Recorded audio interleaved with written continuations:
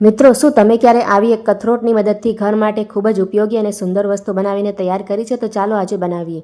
તો આપણે આ રીતની કોઈ પણ કથરોટ અથવા તો તમે થાળી પણ લઈ શકો છો, અને લાલ અને કાળી આપણે આ રીતની પટ્ટીઓ લઈ લેવાની છે.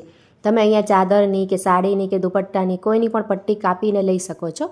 હવે આપણે લાલ પટ્ટી છે ને તેને આ રીતે ગોઠવી દેવાની, એક ઉપર એક આ રીતે ચોરસ કરી અને આ રીતે ગોઠવી દેવાની. હવે આપણે જે કથરોટ લીધી છે ને તેને એની ઉપર ઊંધી રાખી દેવાની.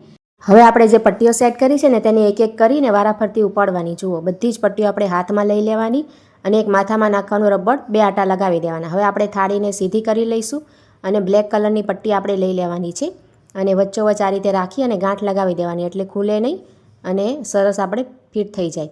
હવે આપણે આ રીતે એક પટ્ટી મૂકી અને એક પટ્ટીમાંથી આ રીતે કાઢતા જવાનું. જે કાળી પટ્ટી છે ને તેને લાલ પટ્ટીમાંથી નીચેથી આ રીતે પરોવવાનું અને એક પટ્ટી મૂકી દેવાની. જુઓ, તમે વિડીયોમાં જુઓ છો ને એ જ રીતે એન્ડ સુધી વિડીયો જોજો તો તમે સરસ બનાવી લેશો.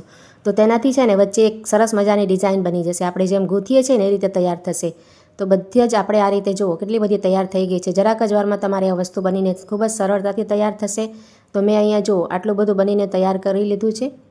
હવે આપણે છે ને અહીંયા લાલ કલરની પટ્ટી લેવાની છે. તો આ રીતે લાલ કલરની પટ્ટી લઈને કાળી પટ્ટીમાં જોઈન કરી લઈશું. તો તમે કોઈ પણ કપડાની પટ્ટી લઈ શકો. આપણે થોડીક જાડી લેવાની તો વસ્તુ આપણી સારી બને.